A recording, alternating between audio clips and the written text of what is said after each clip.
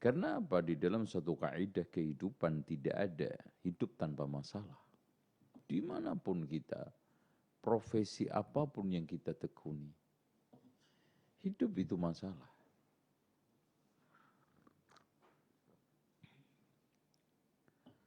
Yang ada bagaimana masalah itu kita kelola, membuahkan energi positif, bagaimana kita itu bisa menghadapi masalah, bukan terus pandai menghindari masalah.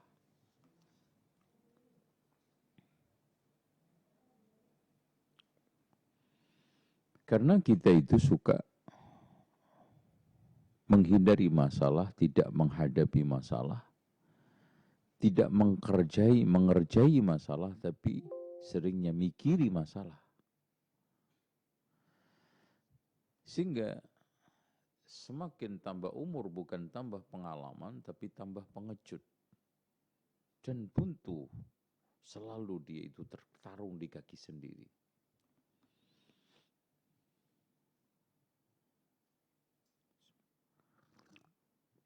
Pedagang punya masalah, pejabat punya masalah, raja, menteri, perdana menteri punya masalah, guru punya masalah, pengusaha punya masalah.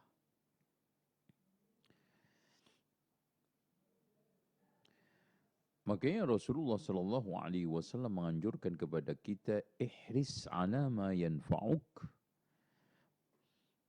berusahalah dengan sekuat tenaga, penuh dengan haris, yaitu tamak, tidak pernah puas, untuk mengejar sesuatu yang bermanfaat.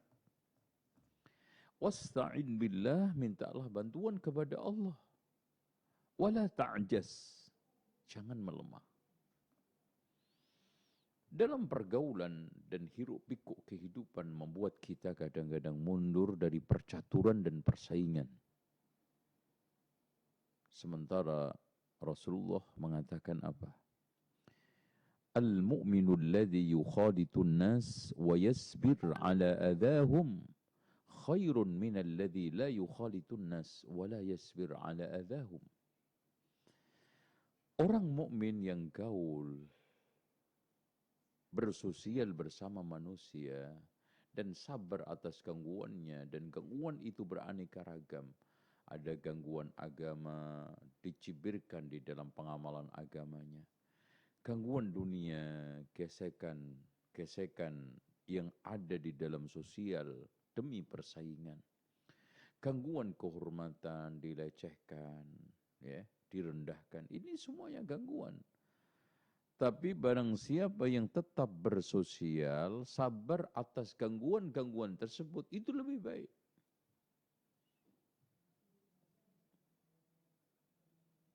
Karena kaidah al-mu'minul qawi, orang mukmin yang kuat, itu khairun minal mu'minid dha'if. Daripada orang mukmin yang dhaif, lemah. Wa fi kullin khair. Masing-masing ada kebaikan. Nah, perang batinnya Ibnul Jauzi, krisis sikap sebagai seorang manusia, pencerah. Ya, motivator, ulung, seorang orator yang hebat. Majelisnya tidak kurang, paling minim itu 10.000 dan rata-rata 100.000. Sejak umur 13 tahun sudah mengarang kitab. Dan sejak umur 16 tahun sudah menjadi penceramah hebat, motivator ulung, dan juga orator yang sangat memukau mimbar-mimbar ceramah. Yang tidak lain adalah Ibnul Jauzi. Ternyata mengalami krisis sikap, perang batin, antara terus berkiprah di dalam kancah dakwah yang penuh dengan godaan di lulukan jamaah, bangga dengan jumlah, senang dengan viral, dan selalu mengintip view-view yang ada. Kalau zaman Ibnul Jauzi, melimpahnya jamaah. Ya, yang tidak mudah bagi Ibnul Jauzi, coba bayangkan. Per hari itu rata-rata yang taubat, yang sadar itu 100 sampai 150 di majelisnya. Ketika beliau menyampaikan ceramah, banyak mereka yang bertaubat dari kalangan anak-anak remaja, coba bayangkan. Betapa sulitnya kita itu menyadarkan mereka. Bersimbah air mata, tangis memenuhi majelisnya. Ini adalah godaan berat. Ini yang membuat perang batin. Apakah saya lanjut? Mazalat nafsi yunazi'uni, jiwa saya terus tarik-menarik perang batin. Bima yujibuhu majlisul wa'di wa taubatut ta'ibin, untuk terus memberikan satu mau'idah, menekuni majlis wa'ad, motivasi. Dan juga menunggu, menyadarkan orang-orang yang ingin taubat.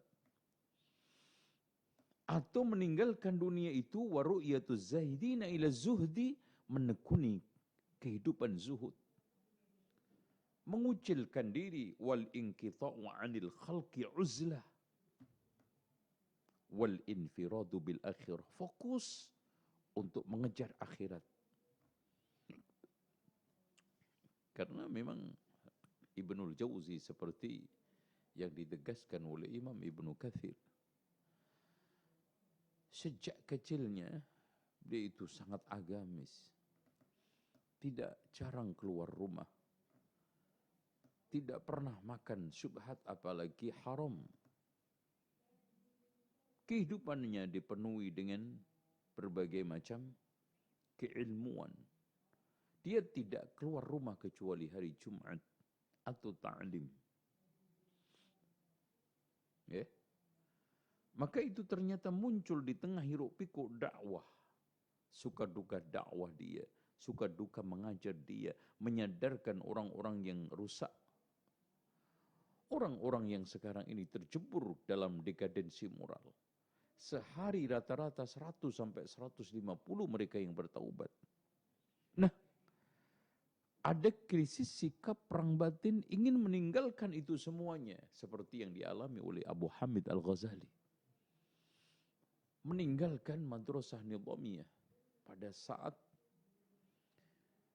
majlisnya ma'mur. Bukan hanya dengan talabatul ilm. Bahkan ulama, cendekia, bangsawan, sultan, perdana menteri hadir di majelisnya Abu Hamid Al-Ghazali. Setelah dia melakukan perenungan tajam bahwa ini semuanya akan merusak amalnya, penuh dengan intrik, sum'ah dan riya, dia tinggalkan. Walaupun sebagian ulama menengarai, di samping itu adanya tekanan keras dari batiniyah, yaitu kelompok Syiah Batiniyah, karena beliau setelah menulis kitab Fadaihul Batiniyah, ya, kebusukan kaum Batiniyah, itu judulnya.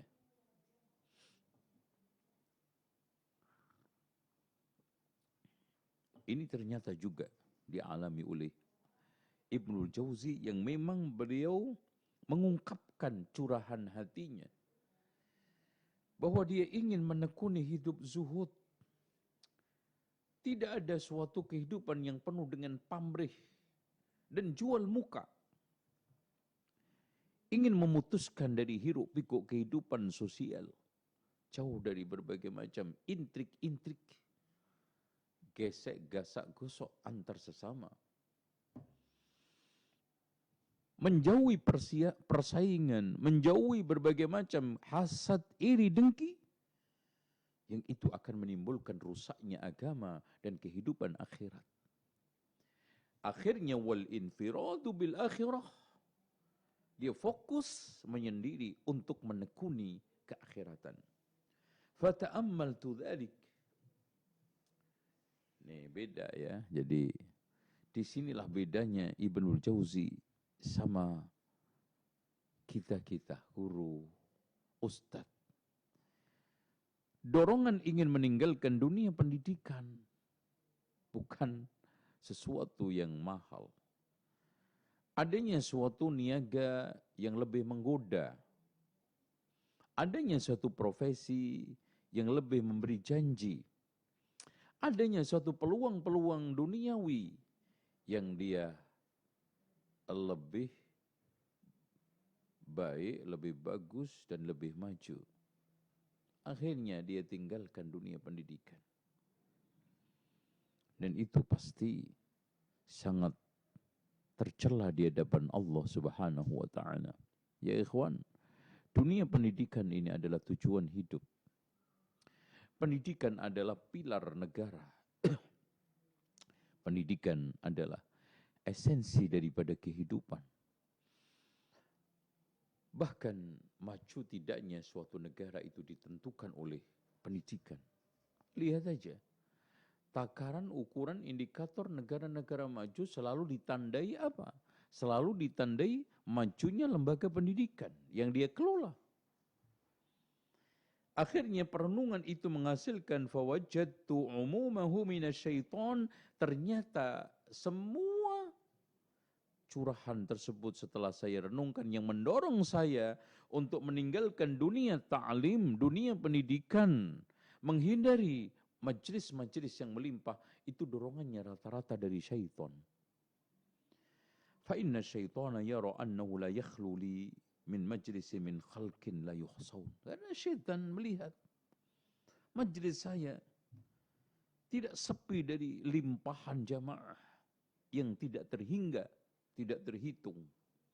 Minimnya 10.000, rata-rata 100.000. Yabkun, mereka menangis. Coba. Wa yandubuna ala dhunubihim, menyesali dosa-dosanya mereka. Wa yaqumu fil qalib jama'atun yatubun wa yuqatti'una syu'ur as-saba. Dan rata-rata mereka akhirnya bertaubat dan memangkas dunia remajanya. Karena dunia remaja lebih menjanjikan berbagai macam kesenangan. Itu dipangkas, ditinggalkan. Banyak mereka yang meninggalkan hiruk pikuk kesenangan masa remajanya setelah mendapatkan nasihat dari Ibnul Jauzi.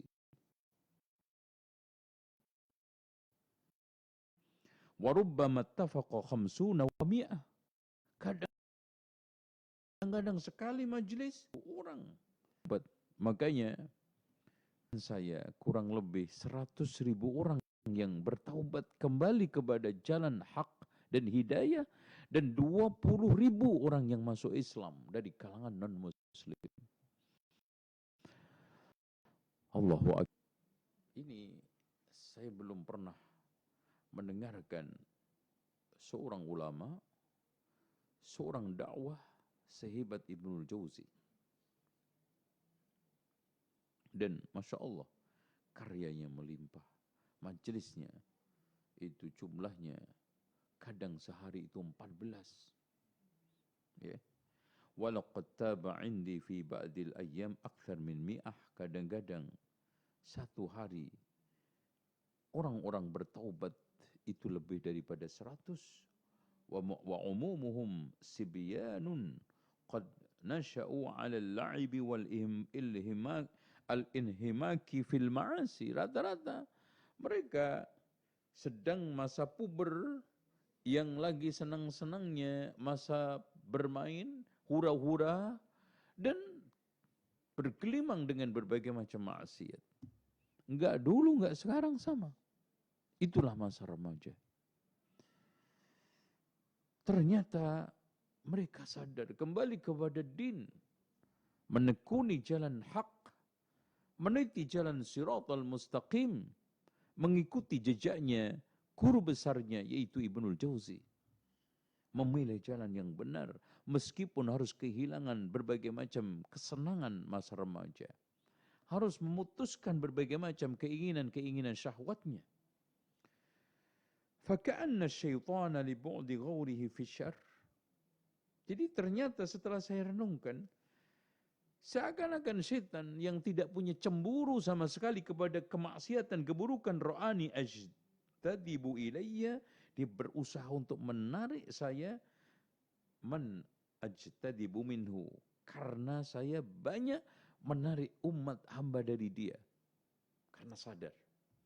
Jadi kayak setelah direnungkan, wah ini kalau saya mundur dari dakwah nih, setan balas dendam nih, dan berhasil. Allahu Akbar. Betul. Godaan dan intrik setan itu sangat lembut. Setelah saya renungkan, ini jangan-jangan bagian daripada cara setan untuk melemahkan saya, menarik saya, karena saya banyak menarik pengikutnya. Alam ahdi ilaikum ya bani Adam, ya bani Adam, alla ta'budu syaitan, innahu lakum aduwwum mubin. Bukankah telah aku ambil perjanjian atas kalian, wahai anak Adam? Jangan sembah itu setan. Ini yang menyadarkan Ibnul Jauzi untuk kembali tetap berdakwah, untuk kembali tetap berkiprah, untuk kembali berlaga di medan dakwah, demi kesadaran umat, demi meluruskan jalan taubat, demi memberikan jalan-jalan yang lurus menuju surga bagi non-muslim yang ingin masuk Islam. Allahu Akbar, fa'arada ayyushhilani an dhalika biman yuzakhrifuhu. Jadi ternyata itu yang diinginkan setan dengan berbagai macam argumen yang indah. Coba bayangkan doa. Bagaimana cara setan untuk menyesatkan manusia dengan suatu kalimat yang indah. Apa? Keinginan zuhud, ingin uzlah, khalwa, ingin menekuni akhirat. Kan sama juga. Saya kan nanti kalau keluar dari dakwah, tidak mengajar, usaha, duit saya banyak, nanti saya infakkan fakir miskin. Syaitan. Saya nanti kalau sekarang mundur dari dakwah dan tidak menjadi guru lagi, saya mendapatkan posisi-posisi atau profesi yang bagus.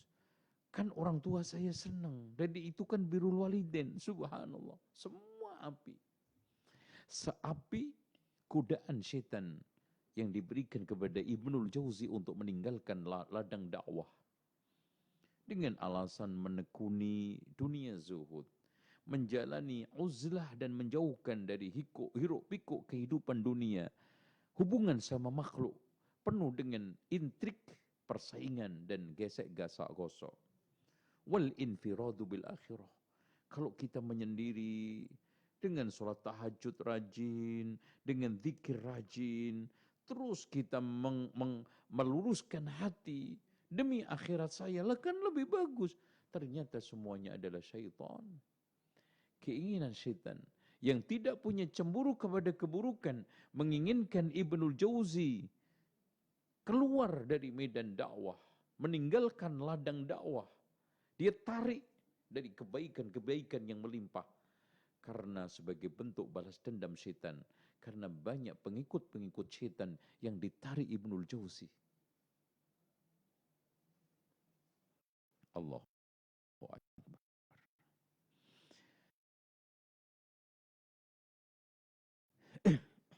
Walau pikiran-pikiran yang menarik.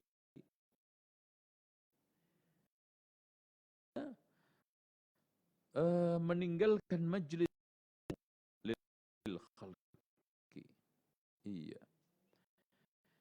Di antara alasan-alasan yang baik, bisikan-bisikan yang indah nampaknya supaya Ibnan, wah kalau saya begini terus ini kayaknya banyak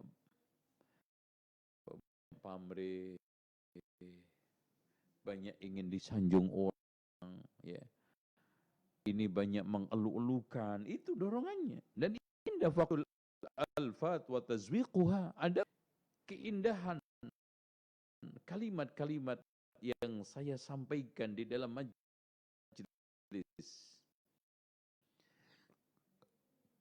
Keapian yang saya sampaikan di dalam majlis.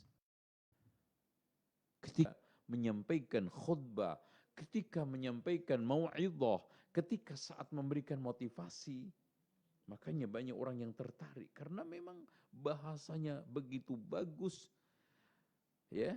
Kalimat-kalimat yang dipilih tertata apik dan masuk ke dalam hati begitu nyaman. Kata beliau, wa ikhrajul ma'na min mustahsanil ibarah, mengeluarkan satu makna, faedah-faedah dari beberapa kalimat-kalimat yang ada, fadilatun la radilatun, itu kebaikan bukan suatu keburukan. Apa salahnya gitu loh. Seorang penceramah memiliki yang bagus, kalimat-kalimat yang menyejukkan, ungkapan-ungkapan yang indah, apa salahnya? Bukankah yang dimintakan oleh Nabi Musa alaihissalam ketika ingin mendakwai Fir'aun apa? Rabbi shrah li sadri wa yassir li amri wahlul 'uqdatam min lisani. Seorang dakwah, seorang dai itu setelah Rabbi shrah li sadri, ketulusan dan hati yang dibawa di dalam medan dakwah, bukan hanya membawa lisan, tapi bawa dengan hati, tulus, ikhlas, kasih sayang. Yafqahu qawli wa yassir li amri. Proses pembelajaran minta dimudahkan oleh Allah. Wahlul 'uqdatam min lisani. Karena di sini instrumen pengajaran yang paling fundamental adalah apa? Penyampaian yang enak, narasi yang bagus, ungkapan-ungkapan yang indah. Dan ini sangat dimiliki oleh Ibnul Jauzi. Allahu Akbar. Nah, pada akhirnya adalah yafqahu qawli. Jadi inti daripada mengajar, inti daripada berdakwah, bukan antum yang pinter, bukan seorang pengajarnya yang hebat, paham gak muridnya? Itu yang nomor satu. Yafqahu qawli. Nah, sehingga wa amma aqsudan nas bima la yajuzu fi syar'i. Adapun pamrih-pamrih manusia, ya ma'adallah, saya berlindung kepada Allah. Semoga saya tidak tercebur ke dalam riya sum'ah. Tapi intinya, saya berdakwah. Banyak orang yang tertarik. Karena narasi yang saya pilih bagus, ungkapannya sangat indah. Dan sekarang makna-makna yang saya ambil dari beberapa ayat dan hadis itu mengena, salahnya saya di mana? Itu fadilatun, itu keutamaan, la radilah. Summa ra'aitu yurini tazahud fi qat'i aswabin dhahiratil ibaha 'anil iktisab. Kemudian muncul juga bisikan-bisikan hati untuk meninggalkan taklim itu semuanya, dan juga ternyata meninggalkan usaha-usaha dunia. Aduh, saya kayaknya capek batin nyari duit terus. Ini ternyata pernah Ibnu Jauzi mengalami krisis sikap, perang batin untuk meninggalkan mencari ma'isyah. Ya, aduh capek saya cari duit terus. Kayaknya persaingan ini sangat keras, saling jigal, kotor, dan yang lainnya. Akhirnya apa? Muncul bisikan setan, udah kayaknya enaknya saya tinggalkan usaha saya, tidak mencari dunia menggebu-gebu. Kemudian setelah itu saya menekuni hidup zuhud. Ya, dan anehnya zuhud itu dimaknai selalu kere gitu loh. Padahal zuhud itu terima apa adanya, yang penting halal walaupun 50 miliar, itu zuhud ya.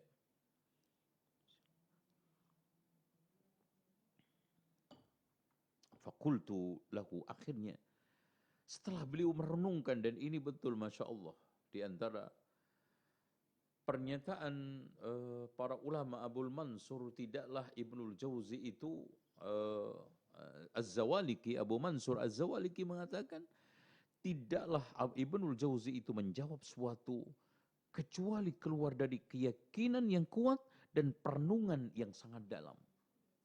Jadi tukang mikir dia. Ya. Fa in taba lizuhdu, kata beliau, keluar kesimpulan, kalau seandainya saya berhasil menekuni sikap zuhud, wa tamakkantu minal uzlah, dan saya mapan di dalam uzlah saya, fanafadha ma biyadi, akhirnya harta kekayaan saya habis. Aw ihtaja ba'du ailati, atau keluarga saya butuh maisha.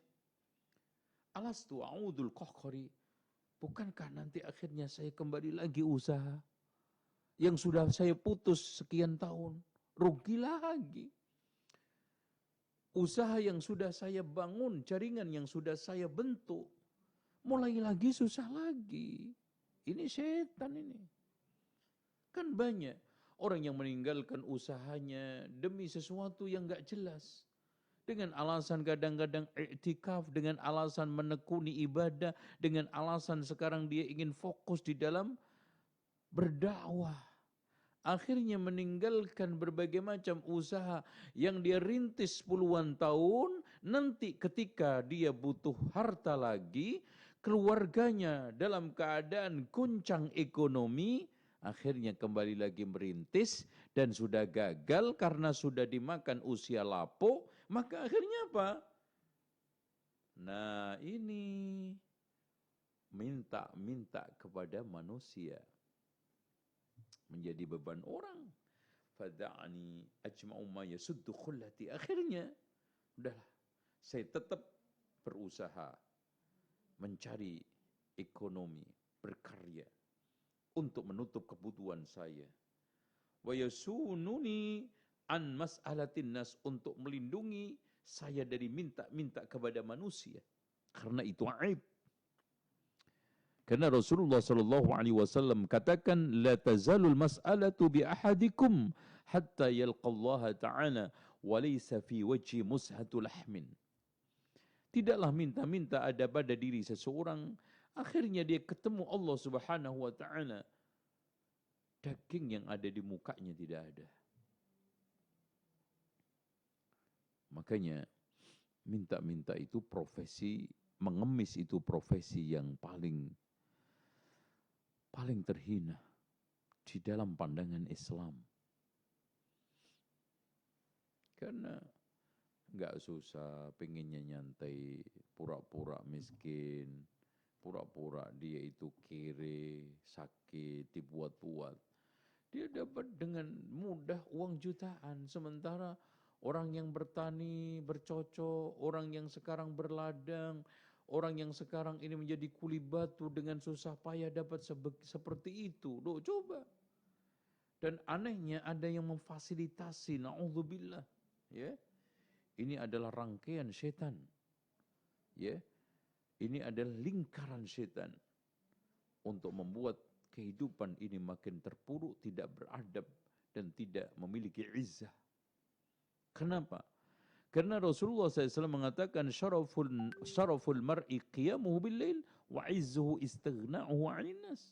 Kemuliaan seseorang itu ada di qiyamnya di malam hari, dan izzah wibawanya tidak merasa tergantung kepada manusia. Tuh. Fa in mudda umri kana ni'ma sabab. Kalau seandainya Allah panjangkan umur saya, adalah suatu kenikmatan di mana saya makin leluasa untuk mengumpulkan harta. Allah menyiapkan sebab-sebab untuk saya berkarya, berusaha, berbisnis. Wa illa kana lil'ailati, minimal untuk keluarga saya. Wala akunu karakibin araqamahu. Saya enggak mau sekarang saya di dalam proses bepergian menyiapkan berbagai macam persiapan, perbekalan, termasuk air, ternyata di tengah jalan saya buang, saya tumpahkan karena merasa keberatan. Ngapain? Tadi itu bawa ini, bawa itu. Ya, di dalam pikiran saya kalau sudah saya siapkan dengan cermat dan matang, ketika saya bepergian, membawa air sekian, pakaian sekian, barang sekian, lanjut.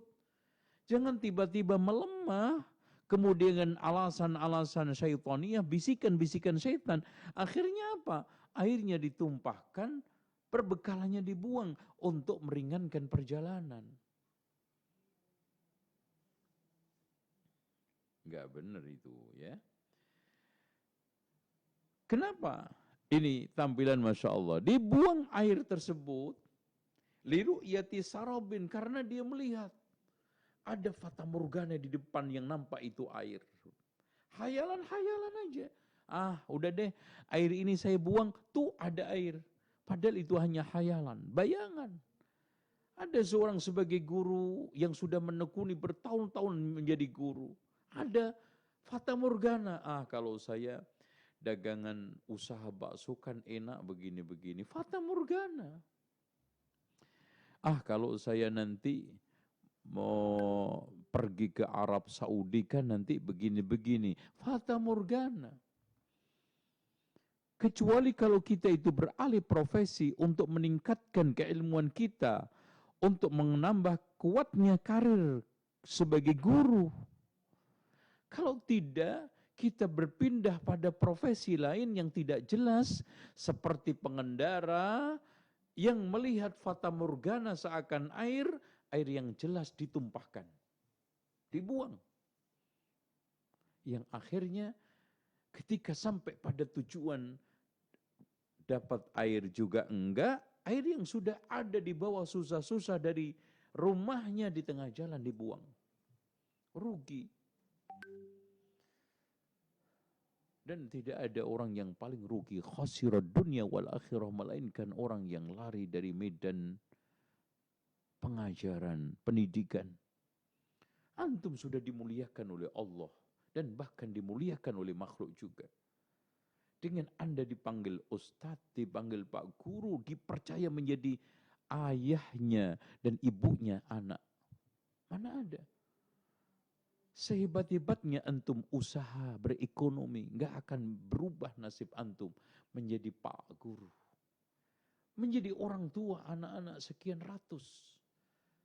Dan anak sekian ratus bergantung nasib akhiratnya kepada antum. Tiba-tiba antum tinggalkan, Allahu Akbar. Ada apa di dalam pikiran antum? Tujuan hidup apa lagi yang antum kejar? Ridho Allah apalagi nanti yang ada pada diri antum? Sekarang anak ratusan yang sudah lengket sama antum, rindu sama antum, percaya sama antum, dan sudah nyaman dengan cara mengajar antum, terus antum tinggalkan. Kemudian antum dagang bakso, kemudian antum menekuni usaha, nggak apa-apa, bahkan lanjutkan ngajar sambil berdagang, bagus. Ngajar sambil wirausaha, apapun tidak kita mengenal merek dan profesi, yang penting itu halal, hebat. Tapi antum tinggalkan sama sekali. Itu adalah mirip dengan at-tawalli yawma zahfin, melarikan diri dari medan perang. Ta'lim itu jihad ya ikhwan. Ilmu itu adalah jihad. Mencari ilmu itu mulia. Dari sepanjang zaman, dari mulai zaman Nabi Nuh, yang ditekankan adalah ilmu. Nabi Ibrahim, mulia adalah profesi mendidik. Nabi Musa, Nabi Isa, sampai Nabi Muhammad, dilanjutkan para khulafaur rasyidin, sahabat tabi'in, dan ulama-ulama yang ditekuni utama pertama, yang menjadi satu profesi yang paling esensi adalah mengajar agama. Sekolah membutuhkan antum. Anak-anak membutuhkan antum. Sekian anak batinnya menjerit, dapat penyerahan dari antum. Kenapa antum tega meninggalkan dunia itu?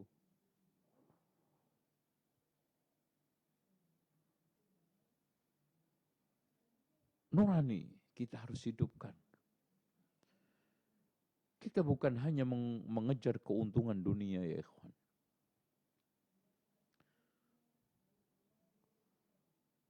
Dunia antum tukar dengan akhirat itu enggak ada harganya. Ulaika alladzina ishtaraw ad-dhalalata bil huda fama rabihat tijaratuhum. Sebetulnya profesi mengajar itu enggak ada yang bisa ditukarkan dengan apapun.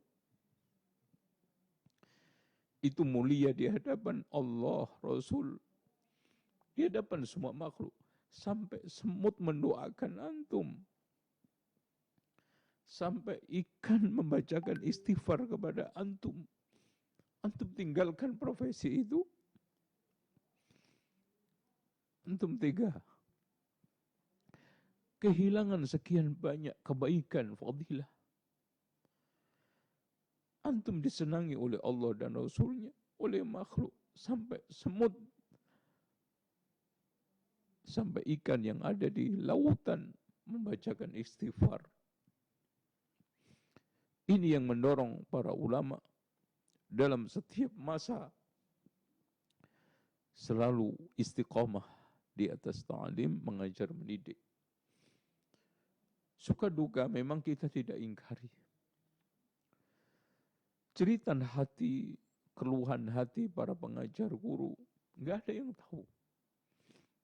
Ana yakin itu. Kebutuhan hidup antum yang sulit menghadapi berbagai macam gejolak ekonomi yang kadang-kadang membuat antum bingung. Tapi ketahuilah, وَمَنْ يَتَّقِ اللَّهَ يَجْعَلْ لَهُ مَخْرَجًا وَيَرْزُقْهُ مِنْ حَيْثُ لَا يَحْتَسِبُ. Anak-anak yang antum didik, insya Allah akan menjadi jariah.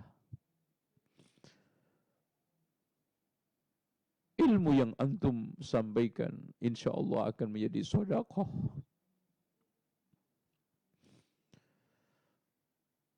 Peran dan kiprah antum yang tidak dihargai oleh siapapun, dan antum dikenal sebagai pahlawan tanpa tanda jasa, insya Allah akan disebut-sebut namanya oleh Allah di sisi malaikat. Antum hadir sebagai penenang batin mereka. Rasulullah sallallahu alaihi wasallam katakan, "Majtama'a qaumun fi baitin min buyutillah yatluna kitabullah wa yatadarasunahu fima bainahum illa nazalat alaihimus sakinah wa ghashiyatuhumur rahmah wa haffat bihimul malaikah wa dzakarahumullahu fi man indahu." Enggak ada ya ikhwan orang yang lebih hebat kecuali namanya satu persatu disebut oleh Allah di langit sana, di depan malaikatul muqarrabin.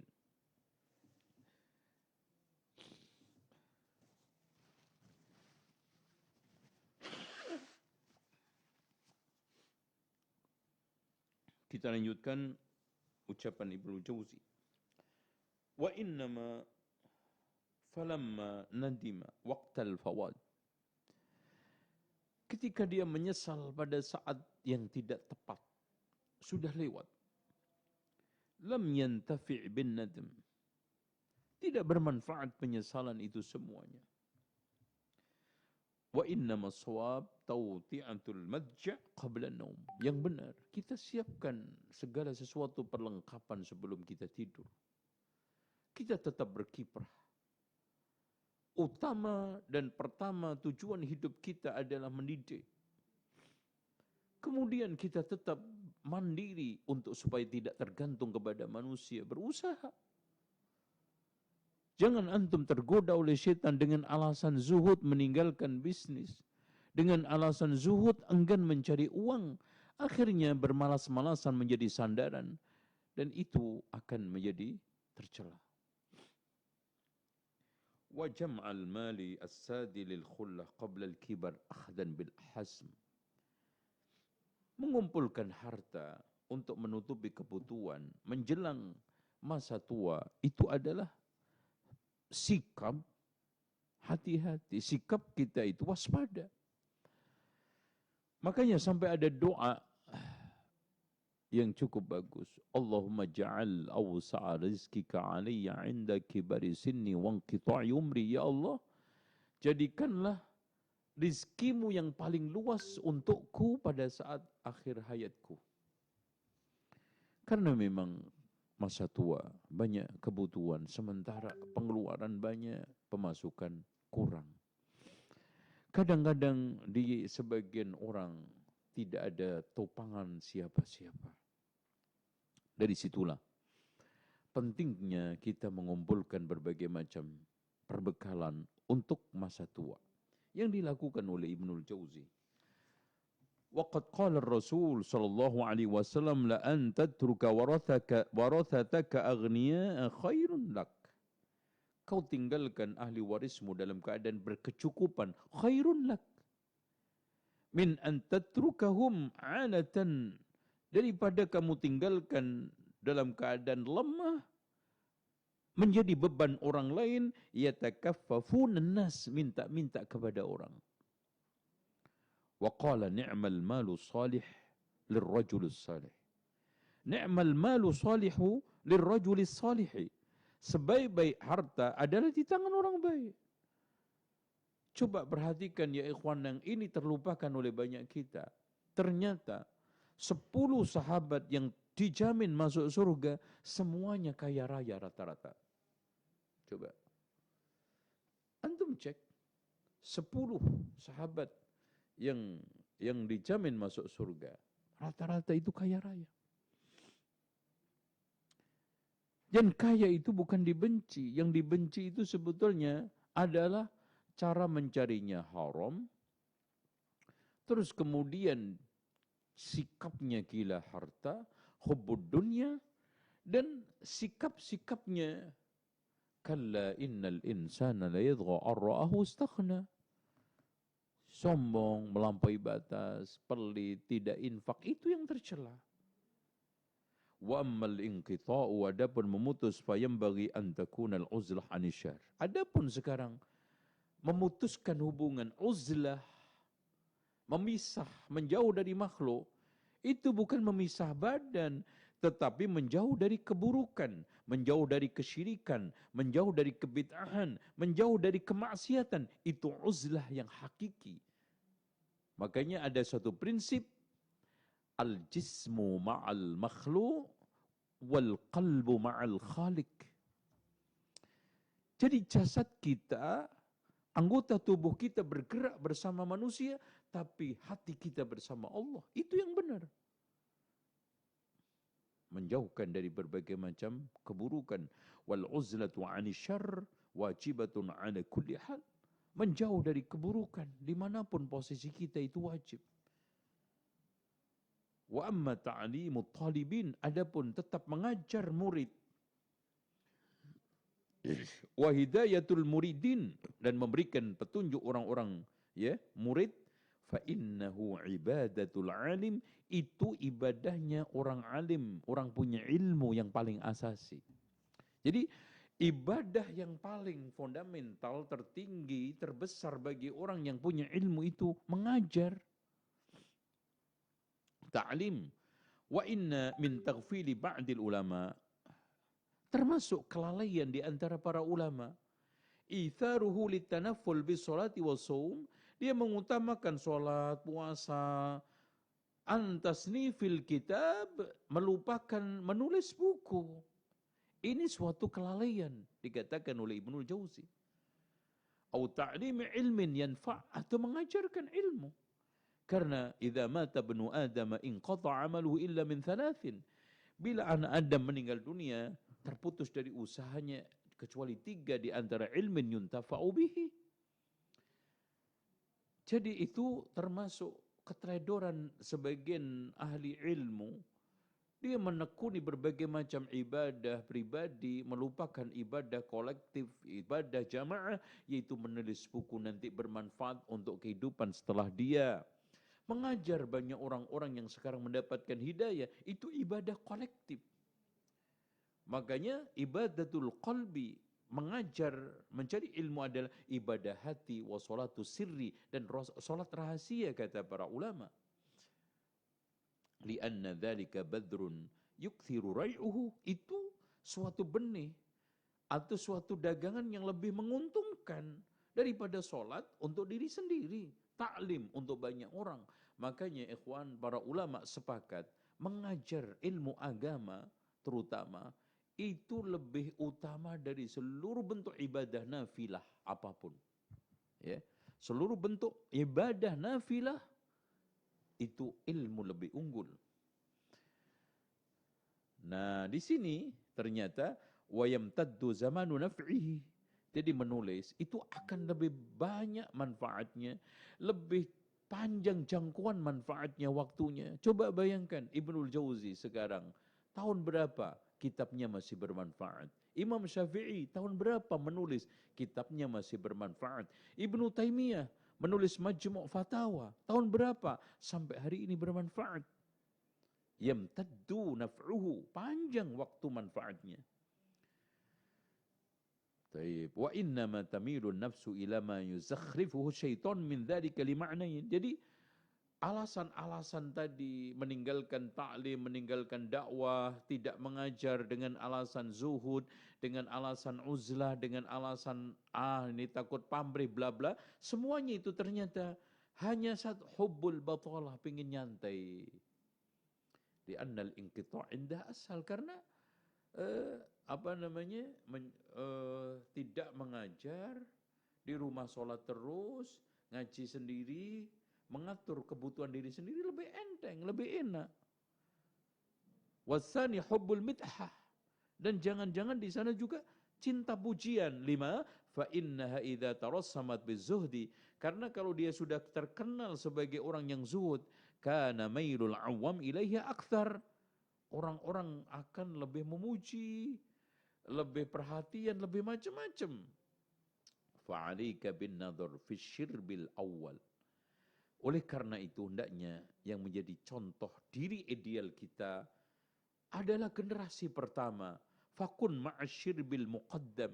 Jadilah, tirulah, contohlah generasi panutan pertama. Wahumur rasul, tidak lain adalah Rasul was sahaba. Bagaimana kehidupan mereka? Rasulullah berdagang, Abu Bakar, Umar, Utsman, mereka berniaga dan menjadi orang paling kaya pada zamannya. Begitu juga Ali bin Abi Thalib. Ya, semuanya. Bahkan al-asharatul mubasysyaruna bil jannah, 10 sahabat yang dijamin masuk surga, rata-rata kaya raya. Kalau kita laqad kana fi Rasulillahi uswatun hasanah. Kata Rasulullah apa? Ma min nabiyyin bu'is illa wa qad ra'al ghanam. Rawahul Bukhari. Tidaklah ada satu nabi pun yang diutus melainkan pernah mengembala kambing. Ya. Adapun hadis yushiku ayyakuna khaira malil muslim ghanamun yadba'uhu ala sya'fil jabal wa mawaqi'il qatar yafirru bidinihi minal fitan. Hampir-hampir sebaik-baik harta seseorang adalah kambing-kambing yang dia gembala di pucuk-pucuk gunung, di hutan-hutan, ya, untuk melarikan diri dari fitnah. Itu suatu kondisional, jadi kondisional pada orang yang individual dan pada saat-saat sikon tertentu, pada zaman-zaman tertentu, dan tidak serampangan mudah dipahami seperti itu. Karena ikhtilat, bergaul itu banyak juga ibadah-ibadah sosial yang kita dapat. Menjenguk orang sakit ibadah, menyolatin mayit, ya, menyelenggarakan mayit, menyaksikan kematian ibadah, silaturahmi ibadah, ya, merekatkan persahabatan satu dengan yang lain. Ibadah banyak, ibadah-ibadah sosial yang mungkin tidak bisa didapat di posisi uzlah. Oke. Fahal nuqila an ahadin minhum mabtada'ahu jahalatul mutazahidina wal mutasawwifina min al-inqita'in al-ilm. Apakah kita temukan dari Rasulullah dan sahabat, ya, bid'ah zuhud yang diada-ada oleh orang-orang mutazahidin, mutasawwifin, ya, sufi, yang menjauh dari ilmu, yang menjauh dari dakwah, bahkan dia malu kalau ada orang yang nenteng kitab, nenteng asbah untuk belajar. Bahkan di antara mereka sembunyikan aibmu itu. Jadi aib, jadi mencari ilmu itu aib. Wal infiradi anil khalqi, apakah ada? Bahkan mereka berkiprah di tengah sosial di masyarakat. Waktunya tidur aja bermasyarakat, Umar tafakut melihat kondisi rakyatnya bagaimana. Ya. Wal kana syughlul anbiya illa mu'anatil khalqi. Lihat kiprahnya para rasul, para nabi. Berhadapan dengan umat. Konfrontasi dengan umat. Dengan persuasif dan dialogis. Coba bagaimana Nabi Nuh alaihissalam ratusan tahun. Ya. Dia bersama mereka. Beradu argumen. Dan berasimilasi dengan mereka. Nabi Ibrahim juga sama. Nabi Musa, Nabi Isa, Nabi Yunus, Nabi Yusuf, Nabi Yakub, Ishak, semuanya adalah orang-orang yang berkiprah bersama dan nyampur bergaul dengan mereka. Wahathu ma'alil khair wa nahyi ma'anil syar. Mereka terus melakukan amar ma'ruf nahi munkar illa ayyan qati'a man laysa bi'alimin biqasdil kaf 'anil syar. Kecuali ada orang yang bukan seorang alim, nggak punya ilmu, dan ada maslahat dia itu melakukan uzlah, ingin menghindar dari keburukan-keburukan yang ada, itu masih masuk akal. Fadzaka fi martabatil muhtami, itu adalah orang yang sedang melakukan tindakan frekuentif, ya, menjauh supaya tidak kena virus, melakukan isolasi. Tapi kan sekarang ini fa ammat tabibul alim, adapun seorang dokter yang profesional harus menangani coronavirus bima yatanawaluhu, ternyata dia itu bagus dalam kiprahnya, maka bergaul, nyampur, mengobati orang, terus berkiprah di dalam dunia kedokterannya, karena dia sangat dibutuhkan oleh masyarakat, itu lebih baik. Boleh-boleh saja uzlah, mengurung diri bagi orang awam yang tidak dibutuhkan masyarakat, bukan seorang dokter, takut kena virus. Gitu loh. Oleh karena itu closingnya kita akhiri pada kesempatan ini, dan insya Allah kita buka tanya jawab. Intinya, mengajar, mendidik adalah tujuan hidup. Bahkan menjadi suatu profesi utama, fundamental setiap generasi terbaik kita. Maka meninggalkan medan ta'lim, meninggalkan dunia pendidikan, itu mirip dengan melarikan diri dari medan perang.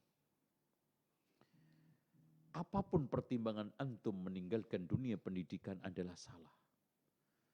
Seperti diungkapkan oleh Ibnul Jauzi, seakan melihat fata morgana di sana ada suatu air. Kemudian dia sudah susah payah membawa air di dalam perjalanannya, setelah melihat fata morgana, dibuang itu air, ditumpahkan dengan harapan mendapatkan fata morgana itu. Ternyata setelah sampai di sana, setelah dia keluar dari pendidikan dan lembaga pendidikan, dia menekuni usaha juga, berkelimpungan. Ya, rugi. Tidak mendapatkan air yang dibawa tadi dari rumah susah payah dibuang di tengah jalan. Akhirnya dia pergi dengan tangan kosong. Jangan seperti itu ya ikhwan. Mudah-mudahan kita bisa pertajam di dalam proses tanya jawab biidznillah. Silahkan Bapak Ibu sekalian, guru-guru dan semuanya, semoga penyampaian ini bisa meneguhkan kita, ana sendiri, antum, untuk berkiprah di dunia pendidikan dan istiqomah untuk menjalani proses profesi guru dan tidak jengah, ya, berbagai macam kesulitan-kesulitan yang kita hadapi, tetap ini adalah dunia saya, ini adalah nyawa hidup saya. Wallahu a'lam bishawab. Barakallahu fikum Ustaz atas ilmu yang telah disampaikan. Kami ucapkan barakallahu fikum atas ilmu yang telah disampaikan. Mudah-mudahan ilmu yang telah beliau sampaikan bermanfaat untuk kehidupan dunia dan akhirat kita. Ikhwani wa akhwati fillah azan ya Allah wa iyyakum. Mudah-mudahan ilmu yang telah disampaikan oleh guru kita dapat bermanfaat untuk kehidupan dunia dan akhirat kita, dan semoga Allah Subhanahu wa taala memberikan kemampuan kita untuk mengamalkan ilmu yang telah beliau sampaikan. Kami informasikan kepada seluruh pemirsa dan pendengar yang ingin bertanya secara langsung kepada Ustaz bisa melalui via telepon di 0811 8033 803389. Billahi minasyaitonir rajim. Bismillahirrahmanirrahim. Qad sami'a Allahu qawlan lati tujadillahu alladzina yudhahiruna minkum min nisaihim ma hunna ummahatihim in ummahatuhum illa allai waladnahum wa innahum layaquluna munkaram minal qawli wa zura wa innallaha la'afuwun ghafur. والذين يظاهرون من نسائهم ثم يعودون لما قالوا فتحرير رقبة من قبل أن يتماسا ذلكم توعدون به والله بما تعملون خبير. فمن لم يجد فصيام شهرين متتابعين من قبل أن يتماسا فمن لم يستطع فإطعام 60 مسكينا ذلك لتؤمنوا بالله ورسوله وتلك حدود الله وللكافرين عذاب أليم. إن الذين يحادون الله ورسوله كبتوا كما كبت الذين من قبلهم وقد أنزلنا آيات بينات وللكافرين عذاب مهين. يوم يبعثهم الله جميعا فينبئهم بما عملوا أحصاه الله ونسوه والله على كل شيء شهيد.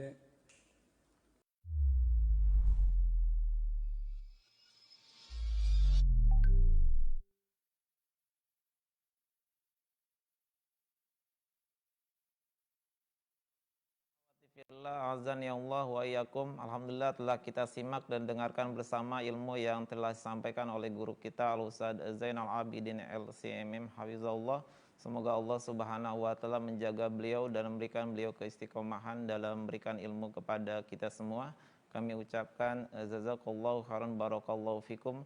Semoga ilmu yang telah beliau sampaikan bermanfaat untuk kehidupan dunia dan akhirat kita.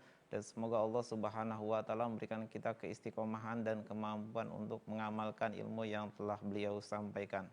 Kami informasikan kepada seluruh pemirsa dan pendengar yang ingin bertanya secara langsung baik melalui via telepon atau pesan singkat di 0811 803389. Kami ulang kembali di 0811 803389. Dimohon bagi penanya melalui via telepon untuk mengecilkan volume TV atau radionya agar kami di studio dapat menangkap atau mendengar pertanyaan tersebut dengan jelas.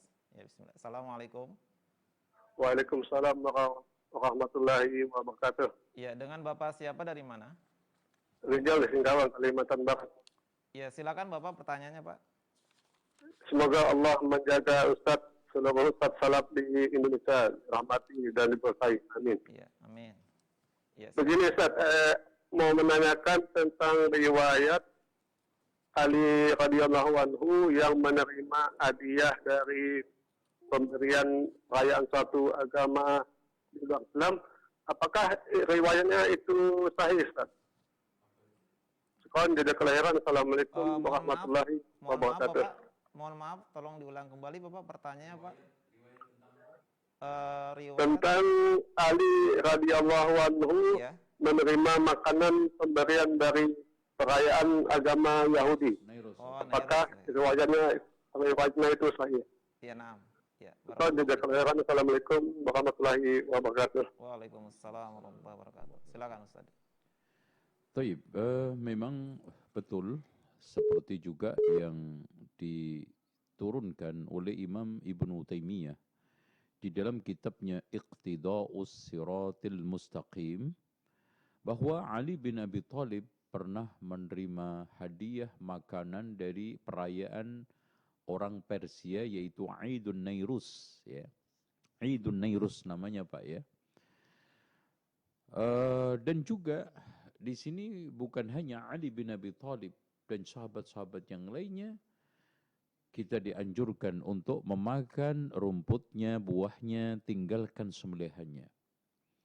Dari sini ya ikhwan, kita bisa simpulkan wa ta'amul ladzina utul kitaba halul lakum, sembelihan ahlul kitab itu halal ketika dalam keadaan normal. Tetapi kalau sekarang dalam kondisi sembelihan itu karena perayaan hari-hari raya mereka, maka makanlah apa saja dari makanan mereka kecuali sembelihannya. Itu yang ditetapkan oleh Ali, yang dilakukan oleh Ali dan juga oleh Aisyah radhiyallahu anhum jami'an.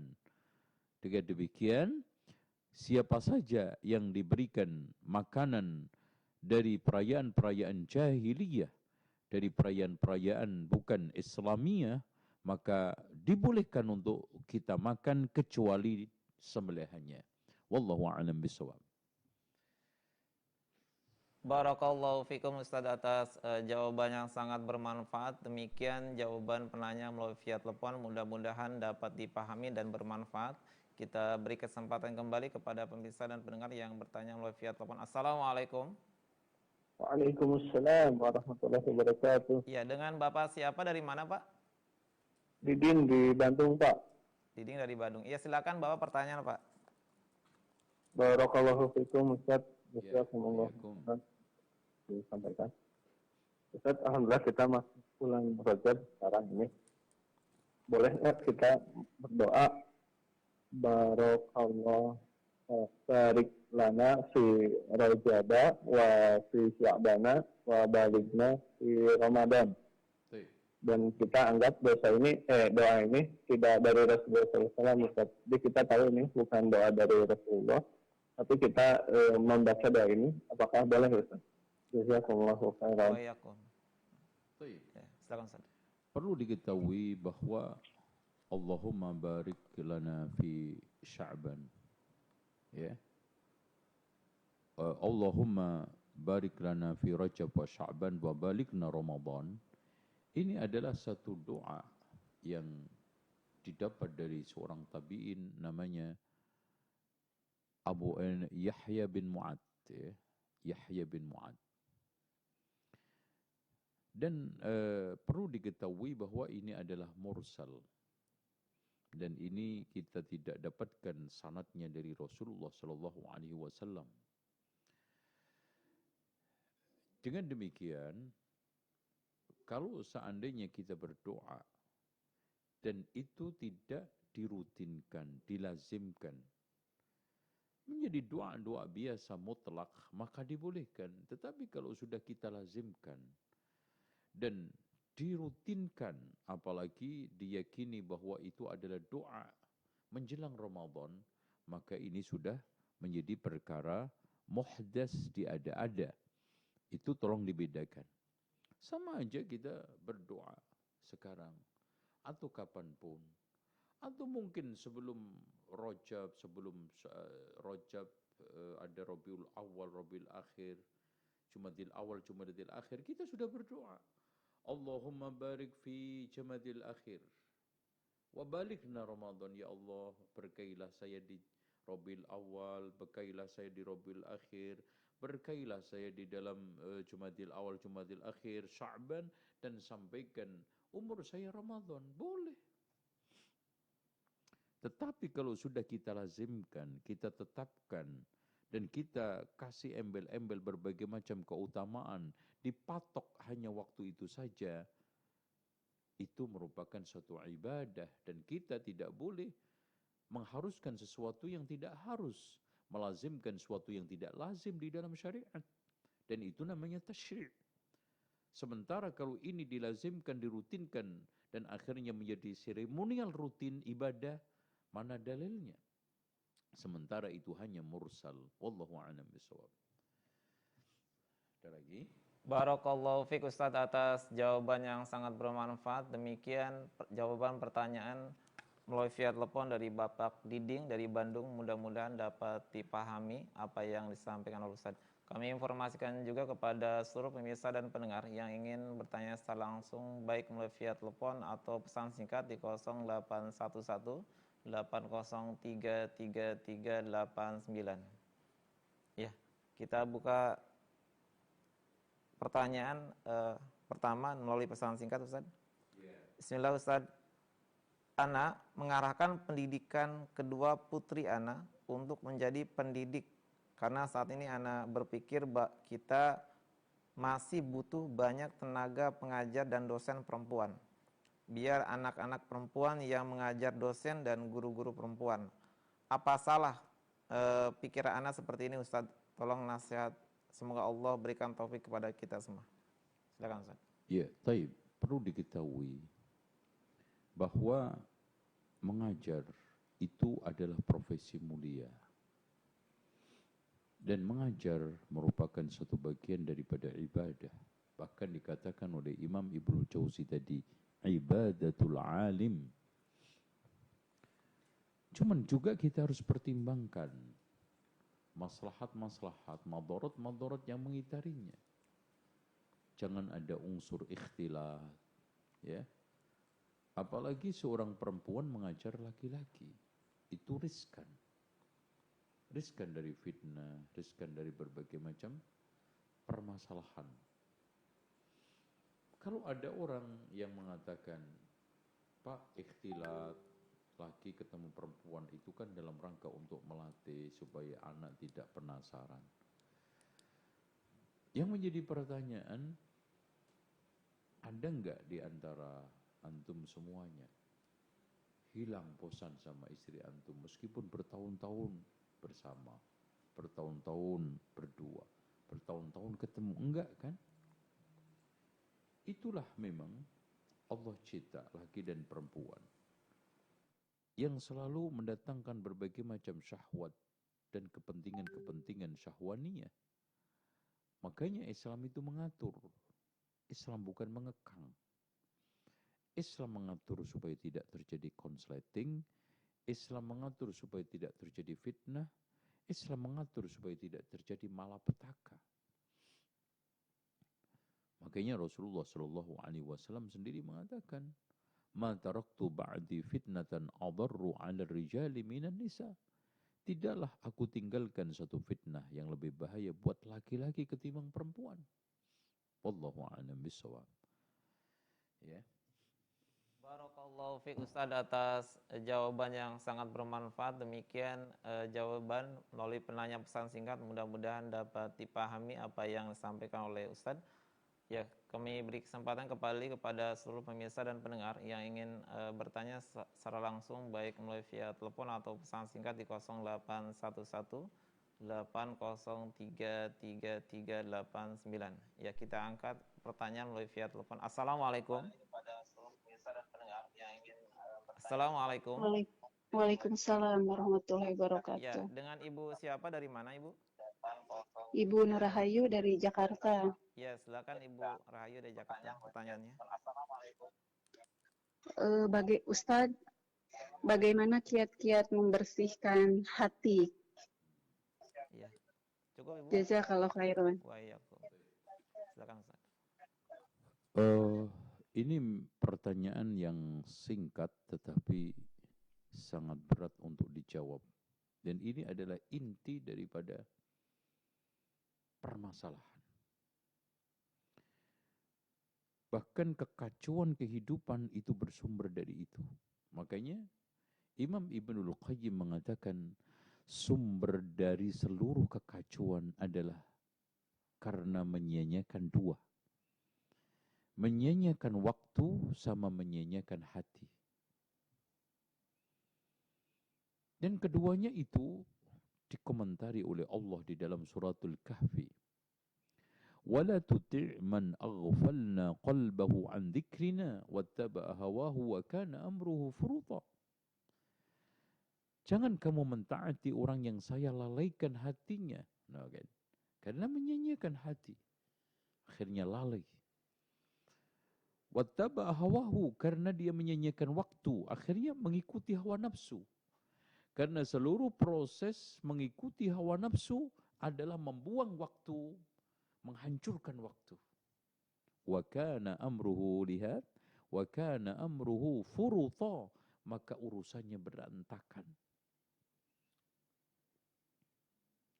Ya ikhwan, berbagai macam masalah di dalam kehidupan ini juga bertimbul, bersumber dari hati. Dari hati yang kotor, dari hati yang ghil, dari hati yang tidak tulus. Makanya, salasun la yaghillu qalbu mri'in mu'min. Ada 3 perkara yang membuat hati seorang mukmin tidak gampang dongkol kesel.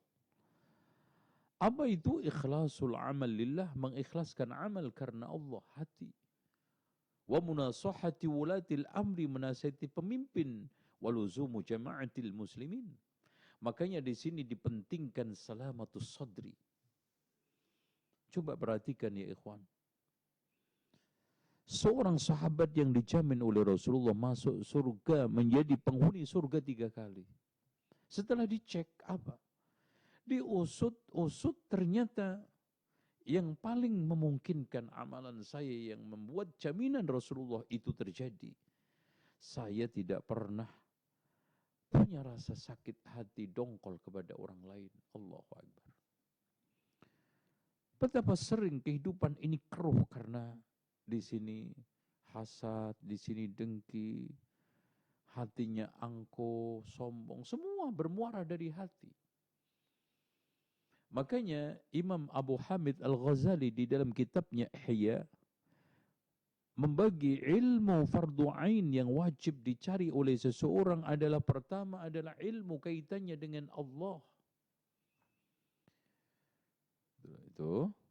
Terus yang kedua kaitannya dengan penegakan kewajiban. Nah, yang ketiga ilmu yang terkait dengan penyakit-penyakit hati dan hal-hal yang sekarang menghiasi hati.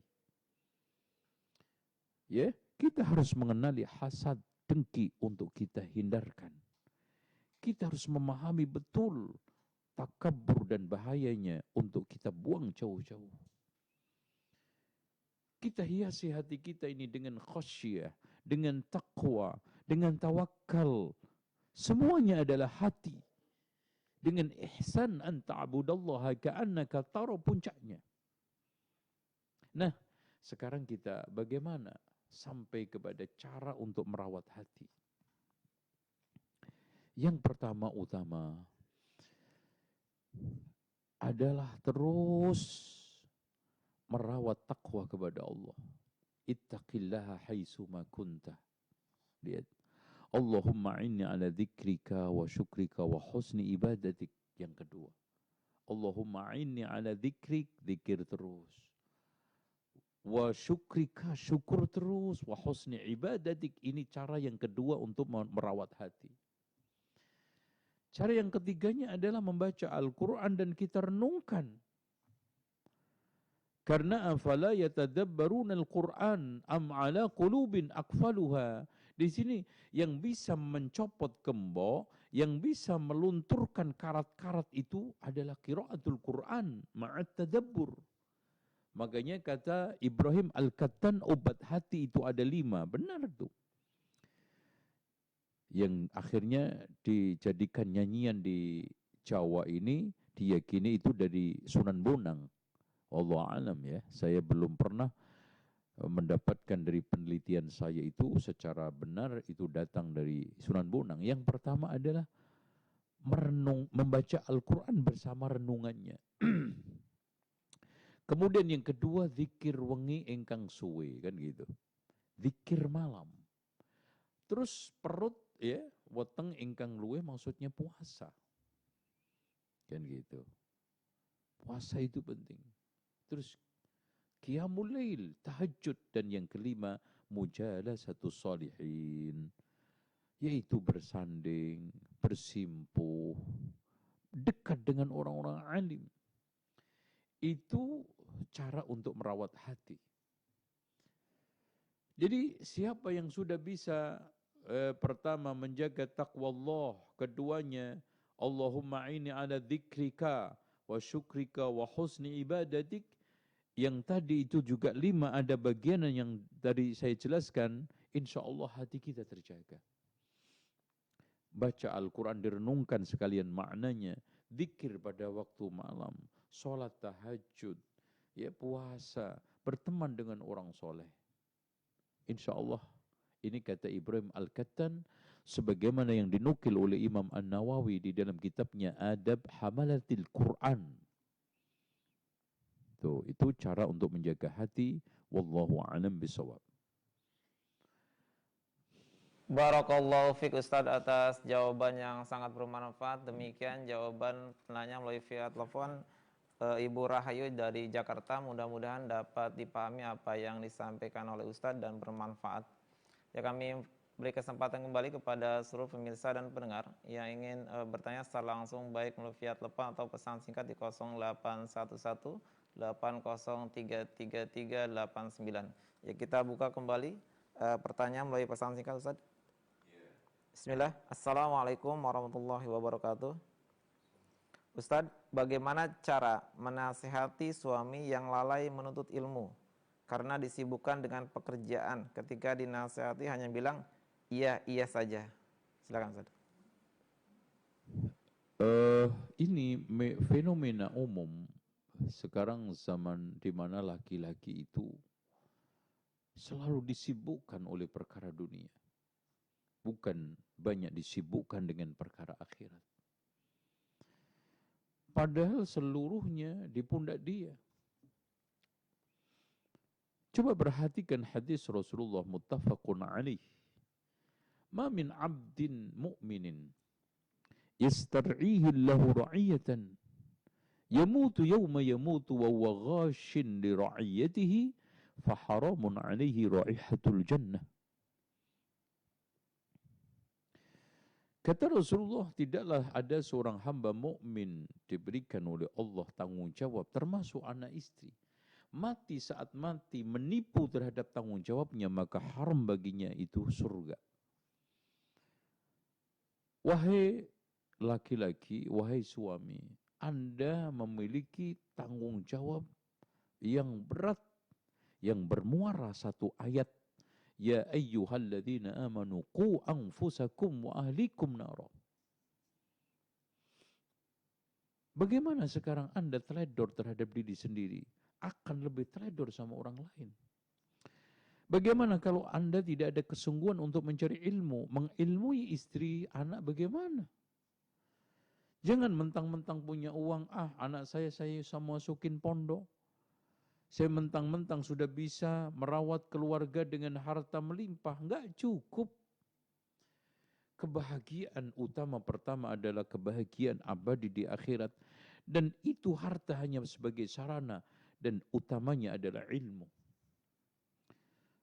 Dan di sini caranya manajemen ilmu. Manajemen waktu. Dan mengatur waktu itu penting. Makanya Imam Asy-Syafi'i sebagaimana yang telah dikatakan oleh Imam Ibnul Jauzi di dalam kitab Talbisul Iblis, setelah saya bergaul dengan kaum sufi tidak mendapatkan faedah kecuali dua. Yang pertama, waktu itu seperti pedang bila engkau tidak gunakan untuk menebas kamu yang ditebasnya. Kemudian yang kedua, orang itu kalau tidak sibuk dengan kebaikan pasti sibuk dengan keburukan, gak ada tengah-tengahnya. Dan caranya apa? Pertama utama, antum wahai laki-laki suami harus latihan memetakan min husni islamil mar'i tarku ma la ya'ni. Pertanda kebaikan seseorang meninggalkan suatu kebaikan Islam seseorang maksudnya. Pertanda kebaikan Islam seseorang meninggalkan suatu yang tidak ada gunanya. Jadi pertama-tama itu ada di benak kita sangat cerah, sangat tegas garisnya, apa yang penting, yang terpenting, yang kurang penting. Yang paling terpenting apa, kemudian penting apa, yang tidak penting apa, yang sia-sia apa, itu dipetakan. Itu manajemen waktu itu nomor satu itu. Karena dari situ kita mulai sadar untuk menggunakan akal sehat kita. Memilah. Itu kan gitu. Orang gila itu kan tandanya nggak bisa milah gitu loh Pak. Makanya di rumah sakit gila itu tes untuk menengarai orang itu waras atau gila. Itu sadar akan kesalahannya, kekeliruannya. Si gila itu disuruh untuk ngisi ember bocor atau disuruh untuk ngisi kolam bocor. Kalau diisi aja, nggak tahu kalau bocor, itu berarti gendeng. Nah, kalau sudah mulai bertanya, kok ember ini saya cek? Oh, berarti waras nih. Kenapa? Saya isi terus, ember nggak penuh-penuh. Oh, berarti waras dia. Mulai minimal. Anda mulai bertanya, kenapa? Saya sibuk dengan keduniaan saya. Sampai mana saya akan sibuk seperti ini? Terus menata akhirat dan tujuan yang visioner ke akhirat kapan? Apakah cukup dengan dunia saya ini nanti saya berbekal menghadap Allah? Terus agama yang Allah taklif ke saya ini kapan saya garap? Kapan saya sholat dengan benar? Kapan saya bisa menikmati Ramadan dengan baik? Kapan saya bisa mengajari ngaji anak istri saya? Kapan saya bisa duduk bersimpuh di hadapan para asatid, guru untuk menimba ilmu? Akankah umur-umur Anda terus habis di atas sepeda? Akankah waktu-waktu Anda itu ludes hanya untuk hobi-hobi sesaat? Apakah sekarang ini kamu hancurkan umur Anda hanya untuk menuruti hawa nafsu dan keinginan sementara dunia? Sampai kapan? Itu terus cara menasihati. Ya, tidak ada satu cara melainkan persuasif, pendekatan, ya, kepercayaan, Mbak. Raih kepercayaan dari suami, raih kedekatan, bahwa Anda itu dipercaya omongannya, didengar omongannya, itu satu. Kemudian dua, cari waktu yang bagus, ada satu waktu kebersamaan yang enak. Terus kemudian modelnya juga bertanya, jangan nyelorot ya. Jangan kita itu nyelonong, jangan kita itu nyerocos juga gitu loh. Seperti Dzul Yadain ketika menegur Rasulullah. Ya Rasulullah, sholatnya dikosor atau ada perubahan? Enggak ngosor, enggak ada perubahan. Kau sholat 2 rakaat ya Rasulullah. As-sadaqal Dzul Yadain, coba lihat. Indahnya Dzul Yadain menyampaikan teguran kepada Rasulullah. Ya, wallahu a'lam bishawab. Barakallahu fiik Ustaz atas jawaban yang sangat bermanfaat. Demikian jawaban oleh penanya pesan singkat, mudah-mudahan dapat dipahami oleh oleh penanya. Ya, Kami informasi kembali kepada seluruh pemirsa dan pendengar yang ingin bertanya secara langsung bisa melalui via telepon atau pesan singkat di 0811 803 389. Ya, kami beri kesempatan kembali kepada pemirsa yang bertanya melalui via telepon. Assalamualaikum. Ya. Ya, mohon maaf terputus. Kami informasi kembali kepada seluruh pemirsa dan pendengar yang ingin bertanya secara langsung melalui via telepon. Iya. Assalamualaikum. Waalaikumsalam warahmatullahi wabarakatuh. Ya, dengan Bapak siapa dari mana, Pak? Dengan Allah dipilih. Iya, silakan Bapak. Alhamdulillah dipilih. Iya. Silakan Bapak pertanyaannya. Ini mungkin di luar saya. Ini mungkin di luar saya maksud. Iya, silakan, nggak apa-apa. Ini saya mau nanya ini masalah tentang hutang. Ya. Tentang apa, Pak? Saya mau nanya masalah di luar hutang. Kalau misalnya di luar tema misalnya hutang. Iya. Iya, silakan Bapak. Silakan. Begini Ustaz, masalahnya ada orang yang punya hutang sama saya. Jadi sudah lama. Jadi saya telepon terus saya LSPS tidak dibantu. Padahal tujuan saya baik untuk mengikhlaskan itu. Nah, apakah sampai saya mengikhlaskan itu atau enggak? Ini itu Ustaz. Assalamualaikum warahmatullahi wabarakatuh. Assalamualaikum. Ya. Ya, silakan Ustaz. Terima kasih. Utang wa ma adraka mal utang, ya. Utang ini memang enak di depan, ribet dan ruwet di belakang. Dan watak manusia ketika berhutang itu mudah, hutangnya sulit mengembalikan. Ad-dain itu adalah beban. Makanya Rasulullah Shallallahu Alaihi Wasallam mengajarkan kita berlindung dari utang, doa, ya, mengajarkan doa agar kita berlindung dari utang. Allahumma inni a'udzubika minal hammi wal hazan, wa minal ajzi wal kasal, wa minal jubni wal bukhl, wa min ghalabatid daini wa qahrir rijal. Jadi orang itu kalau sudah ketindih utang, ditekan orang. Dan hutang, ikhwan, itu adalah janji. Dan janji itu ternyata hutang juga. Karena orang kalau berhutang pasti berjanji. Akan membayar sekian ini bulan ini. Nah, ketika dia berjanji juga berhutang. Makanya berat. Dan tidak dibayar di akhirat, itu di dunia. Tidak bisa dibayar di dunia, di akhirat. Dan di dunianya matlul ghaniyyi dzulmun. Ya. Ya. Menunda-nundanya orang membayar utang itu zalim, ya. Yastahillu 'irdahu, yang menghalalkan kehormatannya, dan bahaya kan? Kenapa? Karena hutang itu adalah kebaikan.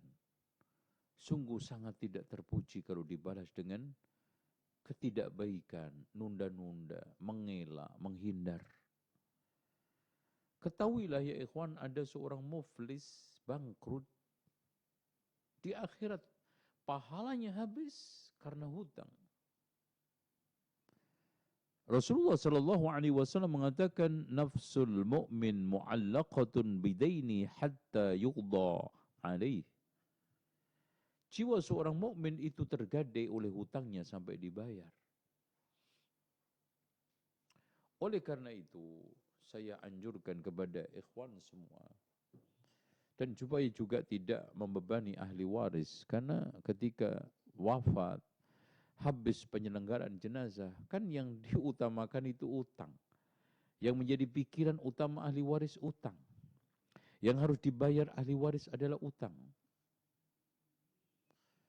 Dan memang hidup ini adalah keberhutangan. Makanya beragama itu adalah persis seperti bayar hutang. Makanya agama itu di dalam bahasa Arabnya adalah ad-din, dari kalimat dana yadinu. Bisa dinan au dainan. Yang pernah pada pertemuan lalu kita jelaskan. Intinya saya akhiri. Siapapun jangan meremehkan utang. Ketahuilah, pernah Rasulullah SAW mau menyolatkan jenazah. Akhirnya tidak selang lama mundur. Ditanya oleh Abu Qatadah, lima ya Rasulullah? Karena orang ini punya hutang 2 dinar dan Jibril memberitahu saya, jangan nyolati dia. Akhirnya kata Abu Qatadah, dinarani alayya ya Rasulullah. 2 dinar itu saya yang akan menanggung untuk membayarnya ya Rasulullah.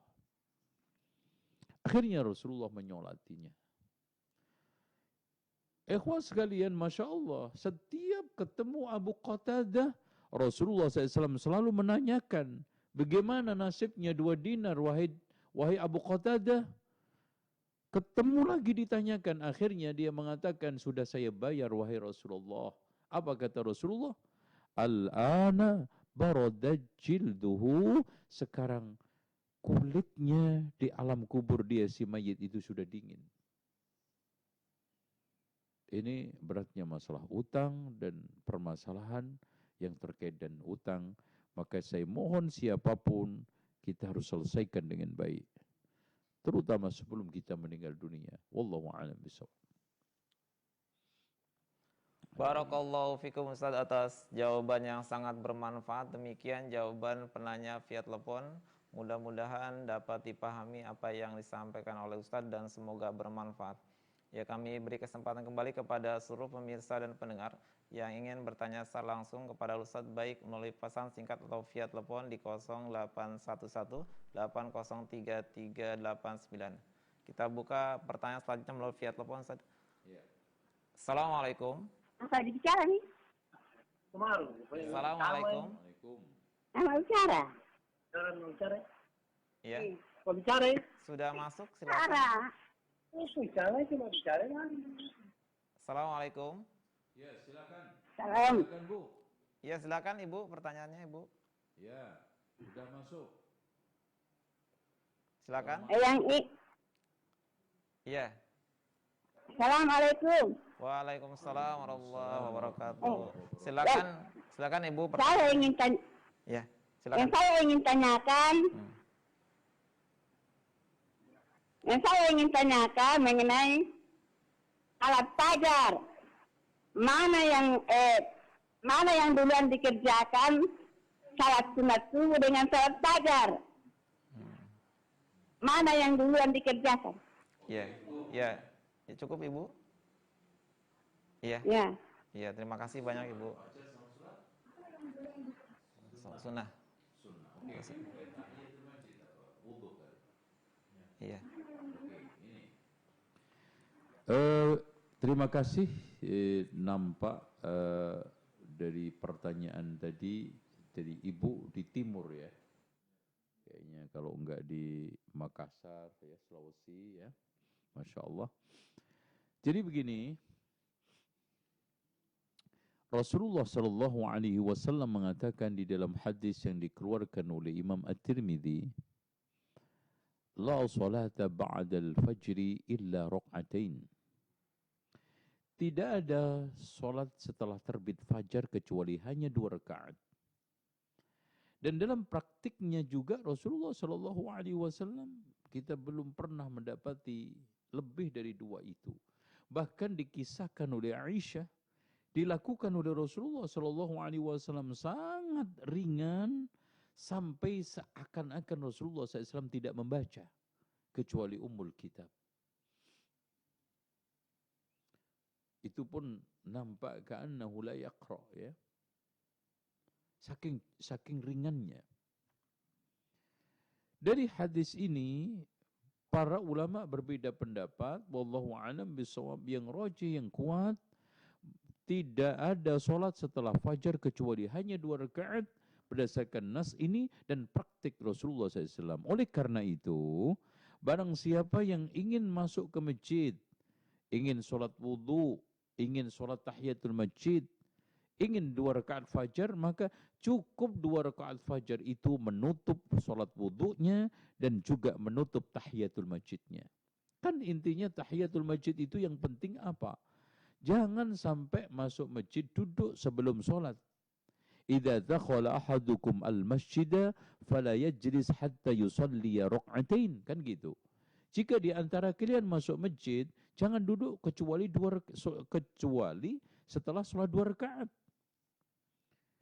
Oleh karena itu, kalau kita sekarang ini beda-beda juga, sholat wudhu dulu baru tahiyatul masjid. Ini enggak elok karena udah duduk.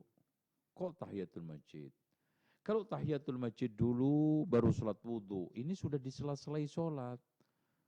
Ya, apiknya itu sholat wudhu itu langsung. Oleh karena itu, sholat rakaat al-fajri 2 rakaat ini kita niatkan untuk rakaat al-fajri dan sekaligus nutup 2 sholat tadi insya Allah. Mudah-mudahan dengan niat kita mendapatkan juga pahala sholat wudhu dan dengan niat kita juga mendapatkan pahala sholat tahiyatul masjid. Itu caranya. Wallahu a'lam bishawab. Barakallahu fikum Ustaz atas jawaban yang sangat bermanfaat. Demikian jawaban penanya melalui via telepon. Mudah-mudahan dapat dipahami apa yang disampaikan oleh Ustaz.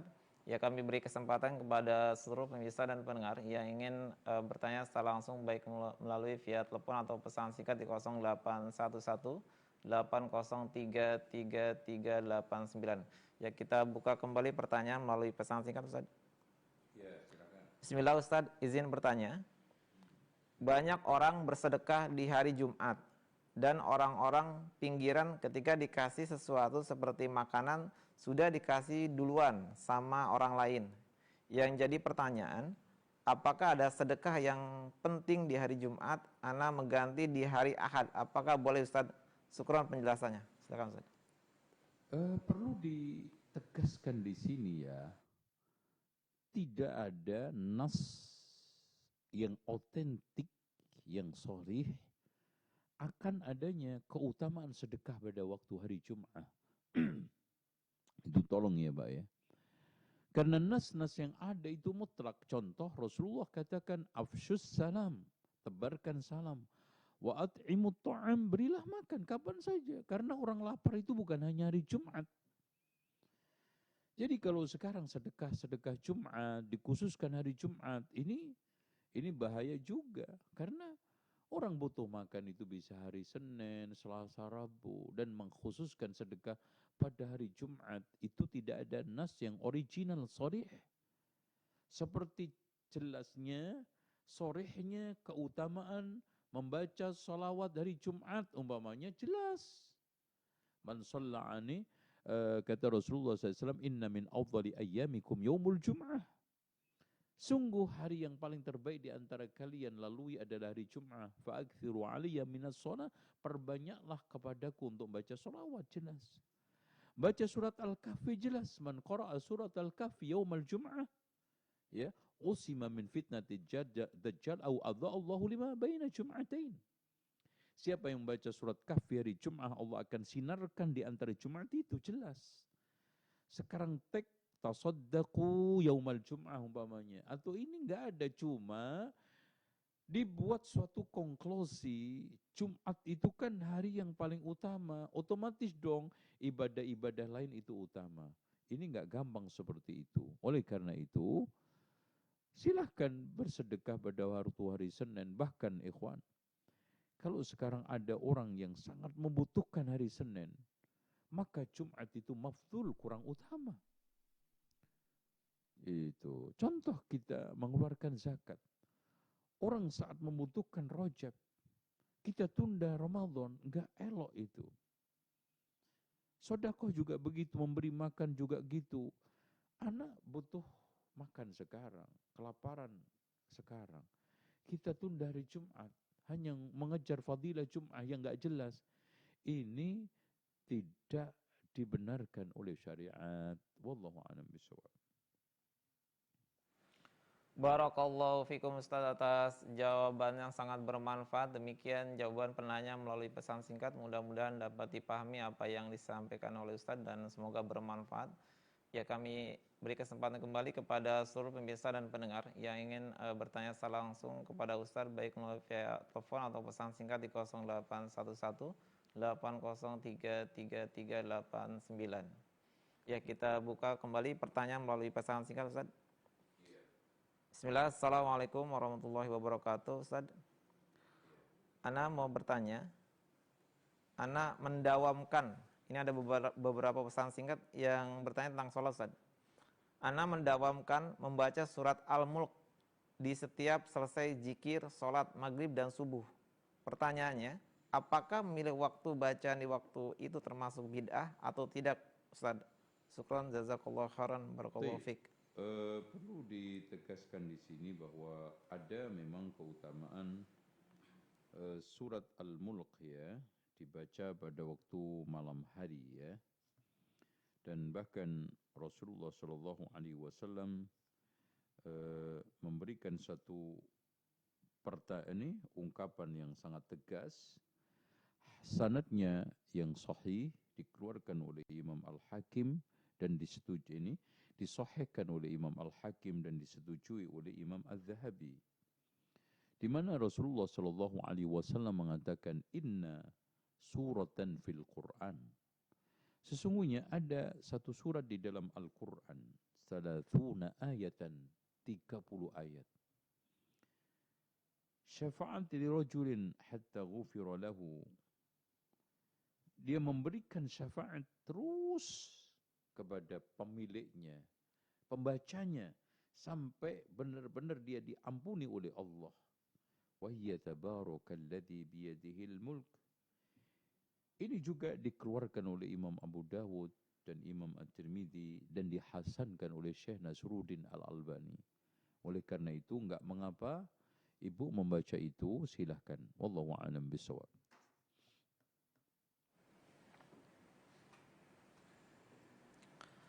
Barakallahu fikum Ustaz atas jawaban yang sangat bermanfaat. Demikian jawaban melalui penanya pesan singkat. Mudah-mudahan dapat dipahami apa yang disampaikan oleh Ustaz dan semoga bermanfaat. Alhamdulillah, tadi adalah pertanyaan terakhir. Kami mohon maaf kepada seluruh pemirsa dan pendengar yang bertanya melalui pesan singkat. Belum kita bisa jawab karena keterbatasan waktu dan banyaknya pertanyaannya masuk ke studio kami. Mudah-mudahan Allah Subhanahu wa taala mempertemukan kita kembali di pertemuan yang akan datang dan semoga Allah Subhanahu wa taala memberikan kita keistiqomahan dan kemampuan mengamalkan ilmu yang telah kita dapatkan. Kami juga mengucapkan jazakallahu khairan barakallahu fikum kepada Al-Ustaz yang telah memberikan ilmu kepada kita semua. Kami beri kesempatan kepada Ustaz untuk memberikan kesimpulan kajian pada siang hari ini. Baik. Terima kasih. Di penghujung kajian ini saya akan memberikan satu kesimpulan bahwa kita ketika mengupas suka duka mengajar ilmu agama, memang kita tidak ingkari banyak perang batin, banyak sikap tarik ulur. Ketahuilah bahwa mendidik dan mengajar adalah profesi manusia-manusia mulia, para rasul, para nabi, para sahabat dan orang-orang alim, cerdik cendekia. Dan ta'lim, mengajar, mendidik adalah utama kehidupan kita berbangsa dan juga merupakan satu penentu keberhasilan kemajuan suatu negara. Dan perhatikan saja, negara yang maju selalu ditandai pendidikannya yang maju.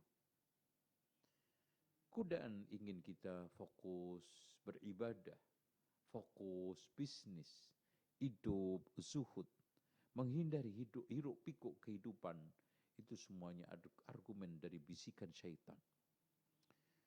Enggak mengapa kita sambil berbisnis, berdagang, berusaha, tapi ngajar menjadi tujuan utama kita. Jangan tinggalkan dunia pendidikan. Karena itu meneguhkan ilmu antum, meneguhkan iman antum, meneguhkan mental antum. Antum setiap hari dipuji oleh Allah di langit sana. Disenangi oleh makhluk kanan kiri.